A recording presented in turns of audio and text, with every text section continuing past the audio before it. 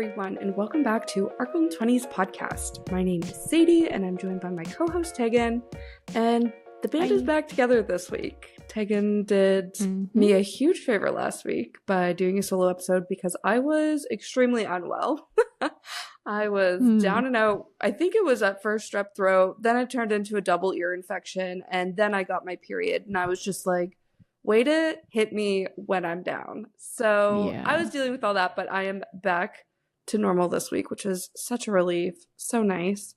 But all that to be said, my mental health was suffering last week, where I was just like, what am I even doing with my life? You know, and I'm just feeling lonely and sad and useless. So today's episode, we are doing a mental health themed episode, and we are going to be talking all about building your mental health toolkit. And if you're wondering what a mental health toolkit is, we will definitely get into that. But before we do, let's do a connection card. Yeah, and we're still in the green category, but I think either like the next episode or the one after, we will be moving into the pink category, which is even deeper questions. Amazing. So definitely stay tuned because shit's gonna get deep. So this question is, if you had to write my Tinder profile, what would it say? So if I wrote one Should we for do, like, you, each other's? Yeah. Tinder's kind of a throwback. Is that still a thing? I feel it is still a thing. I've never used... Actually, the only time I've used Tinder was when I was either in college or had just graduated from college, and you could do like group dates. Ooh. Like you could, you and your friends could then swipe through other groups. That was a lot of fun. That's very interesting. Yeah, I never used Tinder. That's the one I remember like being in first year. I think people it was like being the like first on dating Tinder. app. Yeah. I just don't hear about it a lot lately. They really lean into like digital marketing. I get all their YouTube ads, everything. And their ads are so cute. I love them. But anyways, okay, what would your Tinder profile be? Are we just coming up with like a bio, like a quirky intro? Yes. Okay. I don't know. I feel like for yours, it would have to be like, I feel like mine's going to be so lame because I don't know how dating apps work. For some reason, what's coming to mind for you is like Scorpio, cat mom. Then I need something else. Like those are, I'm going to tell you coffee something. Lover. Those first two. These are red flags. Yeah, I was going to say that's actually a man deterrer. They would see anything to do with astrological signs. They'd be like, absolutely no. Be like, cat lady, no. Yeah. No. But you're right. That is me in a nutshell. I feel like maybe yours should be like more aggressive. Like, I don't know, like stocks are to men what astrology is to women. So I'm a Scorpio or something. Yeah, I like that. Quirky. Okay, more aggressive. Yeah, aggressive. Like flirty, but in a like funny way. Yeah. I love it. What astrology is? I'm actually going to put that on my dating profile right now, and I'll let you know the response. Yeah. I feel like some men, I could see people laughing or people being like offended. Yeah. Like finance bros being like, fuck you. Yeah. I've decided that I don't want a finance bro. I think the TikTok sounds have gone straight to finance bros' heads. And I'm like, I already couldn't deal with the ego. Now I really can't. But anyways, no. I was thinking for you something about like the best place in town for like espresso martinis or something. Like I feel like people will sometimes be like, hit me up if you want to like talk about the best pizza places in Toronto or something. Right. You know, I feel like yours could be something about that, but cocktails and like nice bars and stuff. Yeah, I've heard about this actually now that you're bringing it up, that you say like, like hit me up for the best like pizza slice in town. Yeah. And then if they mention a place that you've never been, you can be like, I've never been there. Is that our first date? Exactly. Like, that vibe. Yeah. I feel it's a good like conversation starter. Or you could take the approach like in Toronto, the pizza places are like very atrociously like rivals, so it's like you could say what your favorite is in hopes it like generates conversation where people either agree or disagree with it. So you can maybe do the same thing with like a bar, but I don't know if like the rivalry is quite the same for non-pizza places, you know what I mean? But or it's like most controversial opinion, I think this is the best pizza place in Toronto or something, but your spin would be cocktails and bars, since that's what you are like the go-to person for. I don't know. That's the first thing that comes to mind for me. Yeah. I like There it. you go. Perfect. After I was hyping it up like that it was so deep. Yeah. I'm like, okay, that question wasn't that deep, so that's and I good. liked it. Some of them are. Yeah, maybe it Me too. generated ideas for single people listening who are updating their dating profiles for the summer. Hopefully. They're like, okay, I'm going to ask a question a controversial question to spark conversation, or a little flirtatious joke, like stocks aren't to men, what astrology is to women. I really love that. Exactly. Perfect. Great. Well, I guess we can dive into talking about building your mental health toolkit. Like we were kind of talking about before, the idea behind this is like that you always have like a toolkit ready so that if you're having a bad mental health day, you can just like reach into your toolkit, your back pocket, whatever you want to call it, and be like, I have this stuff prepped and ready, and I know how to turn this shit around. And which isn't to say like sometimes you're just like, I'm having a bad day. I need to like tap out and just like go to bed and tomorrow's a new day. Like that's totally fine. I just more keep these in mind if I'm like having a bad week where I'm just like, okay, we cannot carry on this way. We need to come up with some actions to get us out of this like slump, this bad mental health place. And so that's kind of my thinking behind some of the things in my toolkit. Yeah, I couldn't agree more. I feel like these are really actionable things that people can reach for in a time of need. I feel like something that I have really tried to do for myself and like my whole like self-awareness journey is ask myself, what am I feeling? Because I feel like when I'm feeling off or down, I need to like take a second to assess what's actually wrong. Like, am I feeling overwhelmed? Am I feeling anxious? Am I feeling sad? Like those are am I feeling angry? Like those are very different emotions, but I might just sum it up in the moment to be like, I'm having a bad day. But it's like, what am I actually feeling? And then now that and identifying your emotions is actually quite hard, but like that's the first question I ask myself. And then the next question I ask myself once I know how I'm feeling is, what do I need?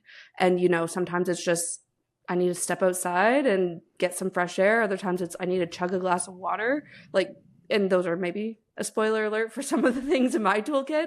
But I think that's kind of along the lines of, you know, just self-awareness journey, trying to figure out how you're feeling. And then this is that next step to be like, okay, once you know how you're feeling, have some things at your disposal to help make yourself feel better, essentially. Yeah, no, I think that totally makes sense. I'm kind of the same where if like a lot of stuff's going wrong or like hormonally, I'm just like feeling bad and then something goes wrong, it's like easy to spiral into like the everything's awful. And so I actually found this like, I don't know, guide on Pinterest like 10 years ago. And every once in a while I'll still go back to it. And it's titled like, everything's wrong. Everything sucks. How do you fix it? And it starts like really, really basic. And so it's just like, did you eat today? Did you shower today? Did you get out of your pajamas? Like little stuff like that. And sometimes you find that even just like doing those little things can really take you out of the moment, or it's like you feel like your entire life sucks and everything's going wrong. And it's like, oh, it's because you're hungry. It's because you didn't drink any water today. It's because you didn't sleep. So yeah, the first sort of thing I had in my toolkit was kind of the basis where I try to have every day have like the simple quality life improvement things. And so a big one for me is sleep. If I have less than 6 hours of sleep, I will have an anxiety attack. But now that I know that, it's a lot easier to deal with it. So it's like, I know if I have less than 6 hours of sleep and I'm feeling anxious, I'm like, I know that this is from sleep. It's not that everything's bad. Tonight, it'll get fixed by me sleeping. And it's the same with like having healthy food on hand and eating healthy food, having like easy movement and doing it as much as you can, drinking water, stuff like that. And kind of having those on hand so that if you're like, everything's awful, it's all falling apart, you have food that's in your home that you can eat that's easy and healthy. And I think that if you are like really struggling with mental health, things can be even like simpler than that. Because I know like there's probably someone listening who's like, yeah, but when I feel that bad, I can't even like get out of bed. So your level might be like, today I just need to get out of bed. Today I need to get dressed. Today I need to brush my teeth. And it's just like little things. Or there's some people who you're like, today I have to like go on a 5K run because I know that feels better. Like it is different for every person, but I think the main thing for me is like having the really simple quality of life stuff that you try and do every day and having those in your back pocket to like fix a day that's gone wrong. Yeah, I love that so much. And I completely agree. I think you touched on a few things that I also had on my list. One being quick, easy go-to meals to make. So I think I've mentioned this in a past episode, but I can't remember under what context. But I find my mental health is very clearly attached, and probably for everybody, to how well I'm taking care of myself. So the days that, like you said, you don't sleep, you don't have a good day. For me, it's very much tied to like, yeah, maybe a little bit of sleep, but a lot of eating good foods, drinking enough water. So having quick, easy go-to meals to make, it's like things I don't need to stress about or have to look up a recipe or go to the grocery store for a special trip for those ingredients. Like having those in my back pocket to whip out on a day that I don't have the capacity to make a bigger and more extravagant meal, I have these in my toolkit to pull out. So for me, like that looks like spaghetti, literally like noodles and sauce, like super quick and easy, but it's, you know, maybe better than ordering in or eating like fast food for dinner. I have a few different ones that I rotate through, but that was one that you kind of touched on. And then on the drinking water side, I am exceptionally bad for this through the workday, where I feel like I need to drink a lot of coffee. Like for instance, if I'm like really overwhelmed and like stressed about work, I'm like, I need to drink a lot of coffee to like energize me and like get me going. But I'm already extremely anxious on those types of days where the last thing I need is more coffee. Yeah. And I've totally, over the past few years, especially through work from home, really been prioritizing drinking water instead. So my other tool in my toolkit for mental health specifically is having a water bottle that you actually use. And again, I know I've provided this advice on the podcast in previous episodes, but it could look like, for me, I love my Stanley just because I like drinking through a straw. I like that it stays cold, you know, but maybe you just find what it is that you actually drink from, and then you carry that around your house or your office as kind of like an emotional support water bottle, just to make sure you're getting enough water, because I really find that makes me more productive than coffee could even ever dream of making me productive. Yeah, I think that that's a really good point. I think like water, we're made of water mostly. Like we need to have our water. I just got into liquid IVs. I just like have my first 2 and I'm like, game changer. So definitely recommend having some of those on hand too if you're like super dehydrated. I think you can only have like 1 a day, so it'd be like, you know, for emergencies or whatever, but I love that. I think one thing I had as a tool in my toolkit is figuring out a routine and sticking with it, because as like you are going to hear continuously in this episode, I am like I don't know what the right word is, like a catastrophizer. Like it's not just like things are going wrong, it's like everything's going wrong and my life is trash, where it's like, that's not the reality, girl, we need to relax. And so I find that having a routine helps me. So it's like, even if you're having a bad day, you're still going to bed at the same time and you're still waking up at the same time. And I found that compared to like my teenage years where I didn't used to do that, where I'm like, I'm having a bad day, and so I'm going to like stay up super late and be upset about it and like spend my entire night online and just feel worse and worse and worse. And then spoiler alert, I'm not going to sleep. So I'm going to wake up, and then it like steamrolls into multiple days. So a big thing for me is like, no matter how bad the day is, you were going to bed at the same time and you were waking up at the same time. Like when my grandma died and we went to her funeral, I was still waking up at work time because I was like, I need to just have a routine because that's what works for me. So that I'm not just like not sleeping and going crazy and then suddenly thinking my entire life's falling apart. So that's a really big thing for me. I couldn't agree more. I love my routines. Probably my morning routine and my night routine are my favorite part of my day. And to your point, even on the bad days, like on the good days, I'm looking forward to those routines because I'm like, it just hits even more when it's like on a good day. But on my bad days, it's something to look forward to, is like my wind down night routine or something like that. So I love that so much. I think one of the first things that came to mind for me for my toolkit, in addition to the quick, easy meals and water bottle that you actually drink from, is having mantras. And this sounds so out there. I realize that. To be honest, I adapted mantras, which I'll share with you in a second, without actually intentionally trying to find a mantra for myself. Like, I just found that I was constantly repeating these things over and over to myself. And I was like, oh, that's what a mantra is. It's literally having a phrase that you say to yourself to coach yourself through an emotion. So the first mantra that I ever, and again, I feel like I've maybe talked about this in previous episodes, but the first mantra I've ever was like, this is reoccurring in so many different situations and like actually makes me feel so better. It's so much better, is you got this. And the first time I remember saying this to myself was in 2018, very specific. I booked my first ever solo trip to San Francisco.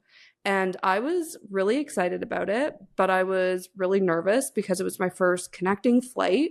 It was my first time ever traveling on my own. It was pretty far from home, even though it was still in the US. And it was a bit of a culture shock, even though, you know, it was still like North America, people were still speaking English, whatever. It was just very scary for me. And in 2018, I don't know how old I was. I wasn't that old though, like early 20s.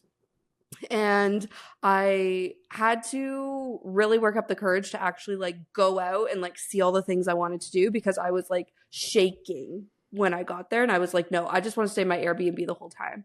But I literally said to myself, every 5 seconds, probably, you got this. And then the first stop I made on my trip, I was in this really cute neighborhood actually, and there were so many like cafes and shops. And I went into this jewelry store and there was this gold bracelet, and on it, it had engraved, you got this. And I was like, that's funny. Like, I said this to myself a million times since I left my house on this trip. I'm going to buy this bracelet. So I did. I wore it every day of that trip, and literally every day for like 2 years after. It's a very cheap bracelet, so at this point it's very like tarnished and not in great shape. Otherwise I would keep wearing it every day, but I literally wore it every single day after that trip for years, and it just became my mantra. And now I find myself constantly saying this to myself in moments where I don't think I've got something. So it's like, you know, going into a meeting at work that I'm really nervous about, I literally just say out loud to myself, you got this. Or I don't know, just any situation at all. If it's in yoga and I'm shaking and I feel like I can't, you know, hold this pose for any longer, I'm just like constantly repeating to myself, you got this, you got this. And again, it's so simple, but it's been so powerful through so many different emotions and like scenarios in my life. So I had to mention it. I feel like there's also been a few other mantras that I've maybe a little bit more intentionally incorporated into different phases of my life. One of them, I'm pretty sure I've shared before, is there's enough time and money to do it all. And how this one came to be was right when I graduated. Well, actually, no, maybe not right when I graduated school, but early in my post-grad life, a lot of expenses hit me all at once. So actually this was 2019. So I'm kind of used to mantras, whatever. My last roommate decided to move out in with her boyfriend. So it left me living alone. So my living expenses were going to double.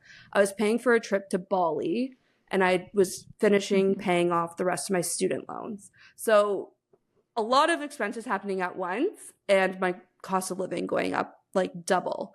And I remember thinking to myself, like, I was in a state of panic, being like, I don't think I can do this. I don't got this, you know, telling myself I got this isn't getting me through it. But I just consistently kept telling myself, nope, it's fine. Like, there's enough time to work as many jobs as I need to work to make money to do it. But there's also enough money to do it all. And I just had to believe in myself to figure it out.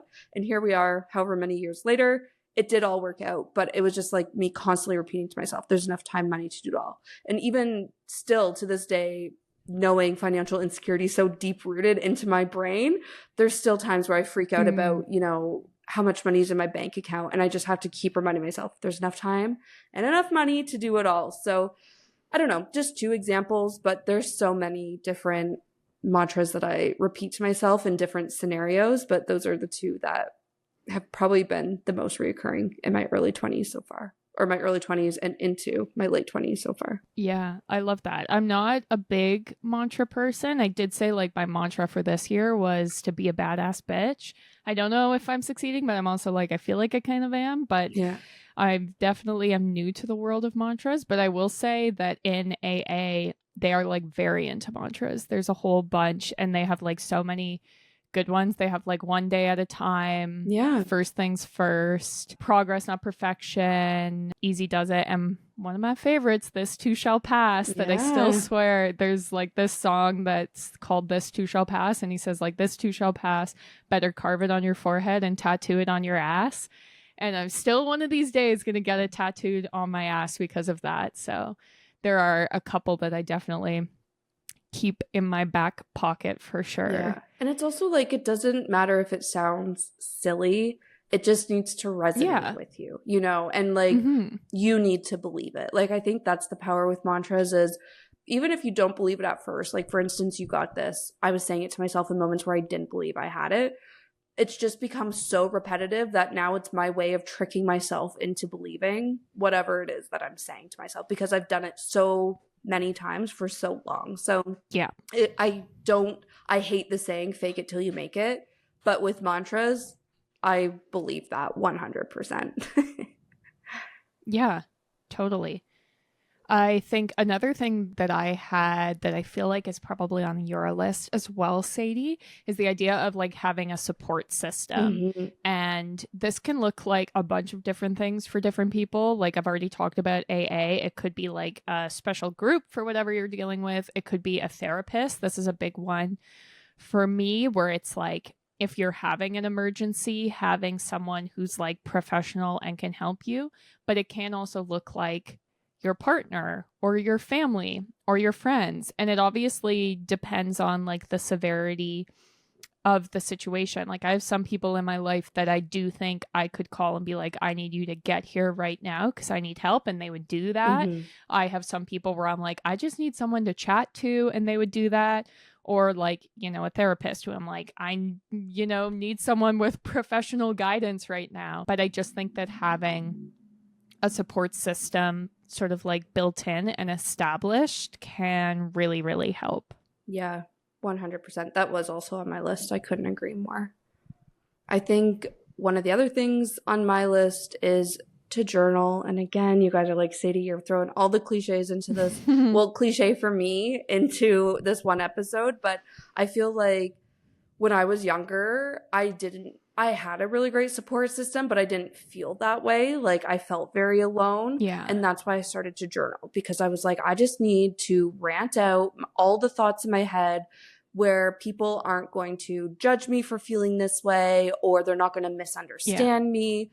And that's why I started journaling. And now I feel like I recognize and appreciate my support system, but there's still times where I'm like, it's great and I'm very fortunate to have people to turn to, but this is something I really need to process on my own before I talk about it with my support system or before I'm open to seeking advice. And that's when I turn to my journal. So I feel like if I'm having a hard time processing things, or again, trying to identify what emotion I'm feeling, that's when I either like literally take paper to pen or pen to paper in my like notebook journal, or even just open my notes app on my phone and just start like brain dumping everything I'm thinking into some sort of journal entry. And I feel like a lot of people get intimidated by that, because if you struggle with perfectionism like I do, you're like, well, I want to make sure I'm journaling in a way that's productive or a way that's structured, or, you know, I'm setting myself up for success. And it's like a really great and like beautiful journal entry where I had to work very hard to shed that expectation for myself in order for this to be effective.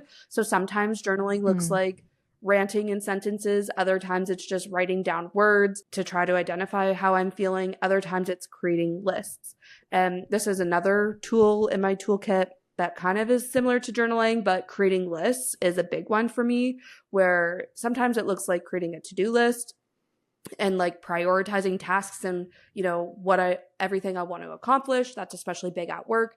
But other times, especially in more like the journaling sense, it's like creating pro-con lists or lists that I want like my future self to look like trying to manifest and like envision and visualize my future self, like writing that down in list form rather than sentence form could be an effective way to journal. But also kind of hand in hand with that is just creating lists. It gives me so much like, what's the word I'm looking for? I don't know, just like helps me organize my thoughts by writing it out in a list form. Yeah, that's, I think, another big thing for me, especially if I can't fall asleep because I'm thinking about too many things. One thing that helped with that is no screen time before bed, which I'm still very much into. But another thing is if I'm still like, I haven't been on my screen, I've just been reading my book, and I'm still just like here thinking about everything I need to do tomorrow. It's like, okay, maybe we just need to write this down, get this out of my brain, signal to my brain like, yeah, we've got it. It's all good. It's written down. And then it's like, okay, now I can go to sleep. So definitely agree. I think one thing I had written down is to practice gratitude. And I've heard that you apparently can't feel anxious and grateful at the same time. I don't know if that's true, but that's what someone told me. So I feel that's not like true, this is, but maybe, I don't know. Yeah, doesn't that sound fake? Yeah. But regardless, I still think it's a good idea it's hard in the moment if you're someone like me who's spiraling and is like, everything sucks in my entire life, to be like, I'm grateful that I have food in the fridge. But it is nice to be like, okay, take a step back.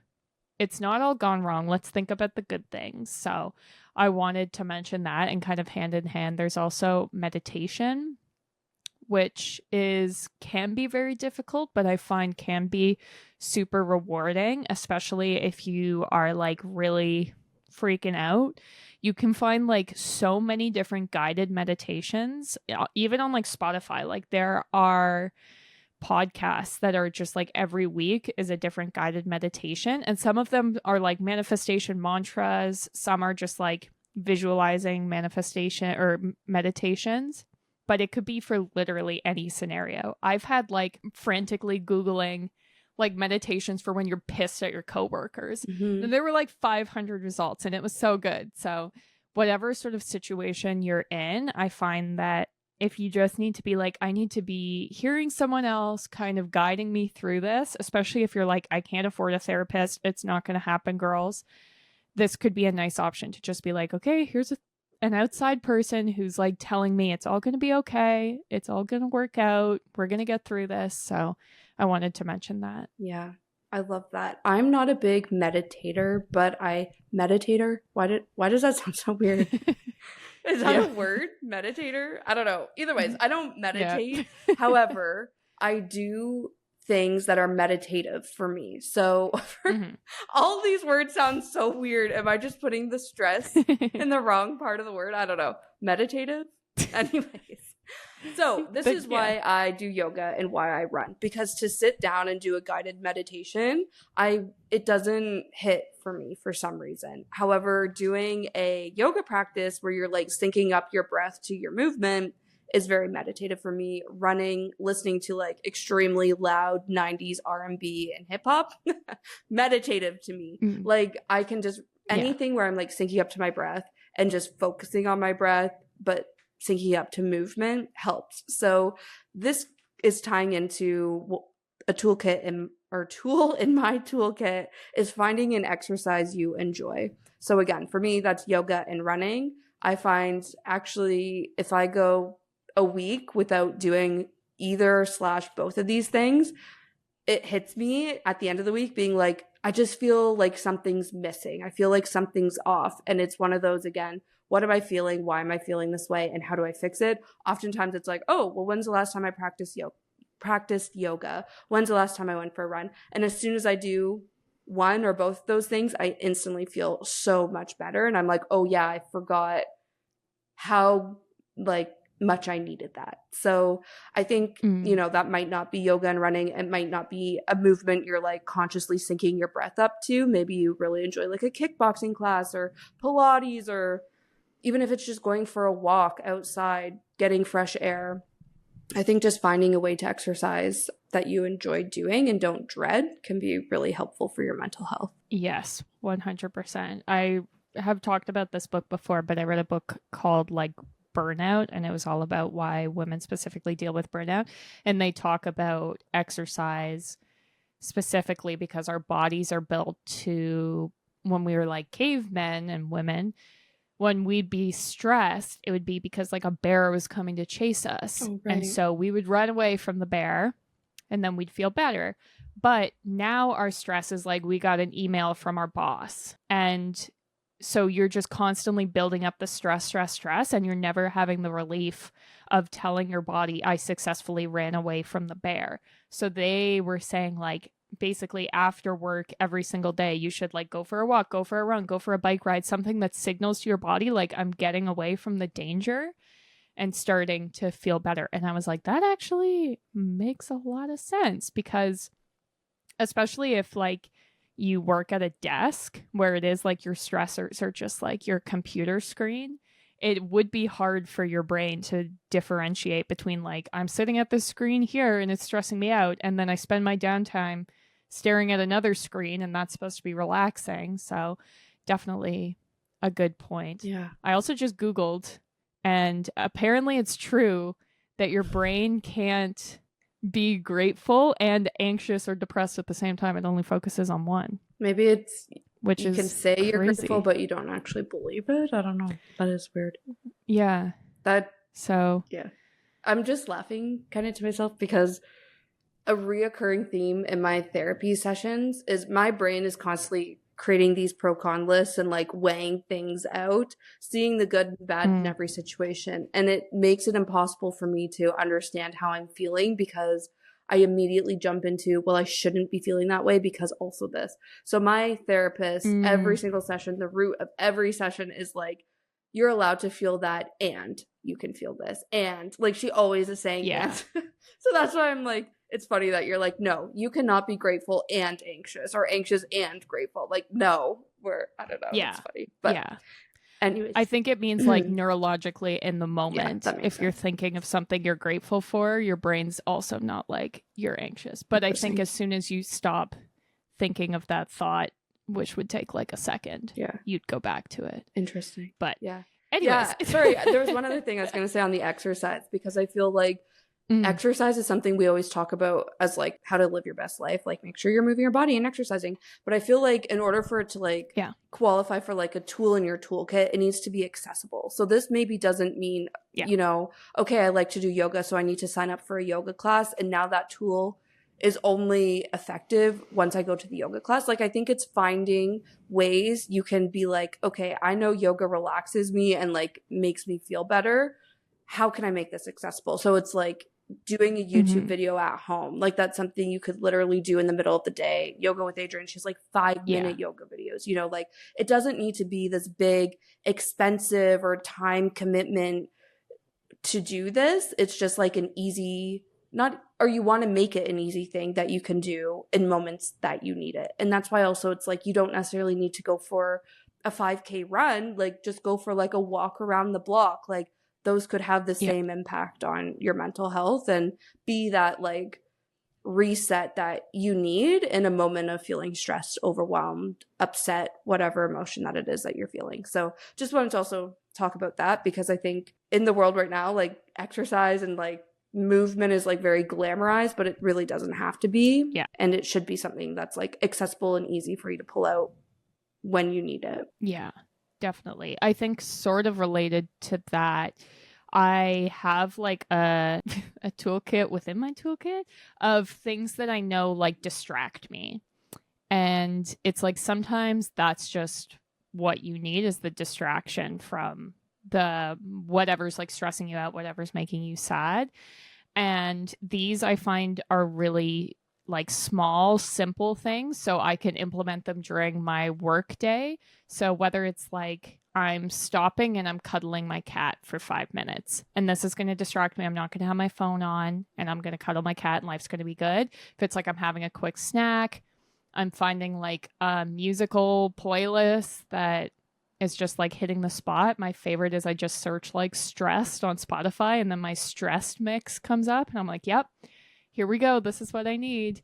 And, or even like your favorite TV shows, books, that sort of thing. If it's going for a walk, I have a standing desk and every once in a while I'm like, okay, we're standing up. Like, I just know this is what I need. And it's like so simple, but sometimes you just need to like take a step back, take the 30 seconds to put up your standing desk, take the 30 seconds to go like pet your cat and be like, okay, it's all good. Especially if it's like drama coming off a screen where you're like, okay, I stepped away. I'm in real life. It's all good. We'll get past this. I love it. Yeah, my cat is my emotional support animal, 1000%. I always am like, when are you going to get a job and contribute to this household?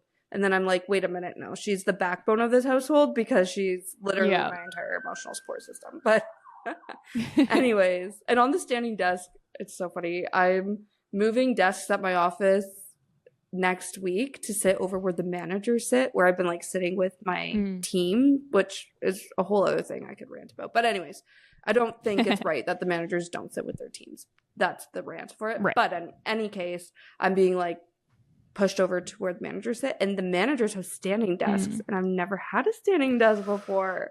So I'm like, okay, we'll give this a go. But anyways, just wanted to share that when you were talking about your standing desk, that will be something in my toolkit starting next week. Yeah. But okay, another thing in my current toolkit is using my agenda. And again, I've talked about this a gazillion times, but really when I'm feeling overwhelmed or stressed or, I don't know, just anxious about things coming up, if just listing it out doesn't help, I like to sit down with like an actual agenda so that I can start planning my tasks to specific like days and times, and just seeing a plan of action makes me feel so much better. So that is a big one. And then also from there, like prioritizing my time and the tasks that I need to accomplish, all of that gets done in my agenda. So that's probably another big one. And then I think the last one that I practiced that I wanted to call out is maybe one of those like simple pleasures or like little things like you were just talking about, Tag.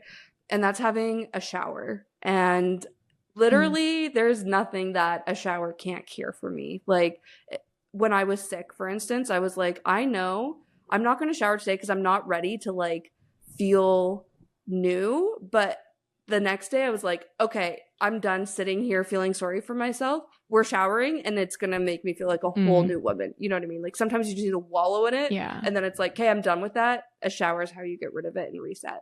Sometimes I need like an extremely hot shower that's like almost burning my skin. Other times I literally take cold showers because that's what I need for a reset. So it really depends on what the vibe is. But I swear by showers. That is, part of my night routine just because it's so effective for my mental health and like, Yeah.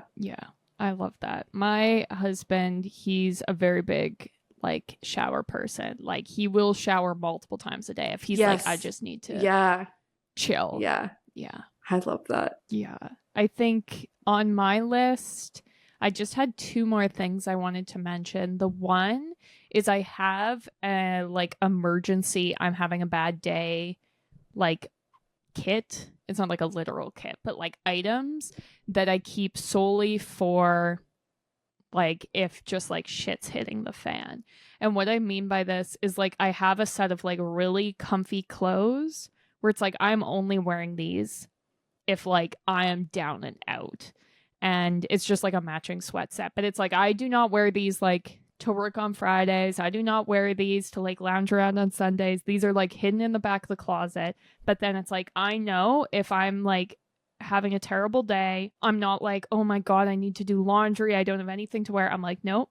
I have my comfy clothes. They're hidden in the back of the closet and I've got them. And the same goes for like, we always have a towel chilling in our linen closet. We're never out of towels. We will always have one. Because then it's like if something goes wrong and it's like I need to have just like a crying in the shower moment, I'm not coming out of the shower and being like, shit, I have no towels. Same with bedding. Because you just know you're having a terrible day. You're like, you know what? I'm tapping out. I'm going to bed. your cat threw up in the middle of the bed or something dramatic. So it's like I always have just like an extra sheet, an extra blanket, and it's simple. 99% of the time you don't need it, but I find it makes a big difference. And then sort of building on that, the last thing I had is I have some things that are like small, simple luxuries. And this can be like tea, a candle, like making your bed. But it's something where I'm like, everything's falling apart. It's not going good. I'm putting on my comfy clothes from the back of the closet. And I'm like, I'm taking 5 minutes. I'm making myself a cup of tea. And I'm just going to sit and embrace and feel grateful I have my tea, chill, and like lean into the cozy vibe of like, yeah, in my comfy clothes, I'm sitting in my bed and I've got my tea. So those are the sort of big things for me. I love it. I have 2 last things on my list, but they're more just like ideas, not necessarily things I practice. The first one, maybe I do, and that's hands-on hobbies. So this is having something, again, that you can like, I think you were actually talking about like distractions tag, and I feel like that's the nice thing about hobbies, but it's like still giving you a sense of like purpose, accomplishment, and like I feel all of that helps boost your mental health in times where you're feeling low. But it is also a nice way to just take your mind off whatever it is that's stressing you out or making you anxious, and can be a good go-to. So that for me, I think like some examples, I would say I garden, but I have like my plants on my balcony that I love to take care of. Like if I'm having a stressful day, I'll just go out on my balcony for like 5 minutes, water all my plants, deadhead my flowers. And I'm like, it looks so much better. I feel accomplished. I got some fresh air. Like, so that could be it. And if you're more of a gardener, I feel like that's an actual hobby. Could also be baking or reading. Those are 2 other things that I really enjoy. And I do work into either my reading more so into my evening and or morning routine. I also like cooking, but on the weekend it might be more like intentional, like baking or something, make it more hobby-ish. But it could also look like playing an instrument, or even if you're like, okay, girl, these all sound great, but I'm really not artsy or anything. I feel like with the whole rise of mental health and normalizing anxiety and stress and mental health conversation, things like adult coloring books have become really popular, or paint by number, where it's like, you don't need to be skilled in this hobby, but it's still accessible and like easy for you to partake in. So wanted to mention that.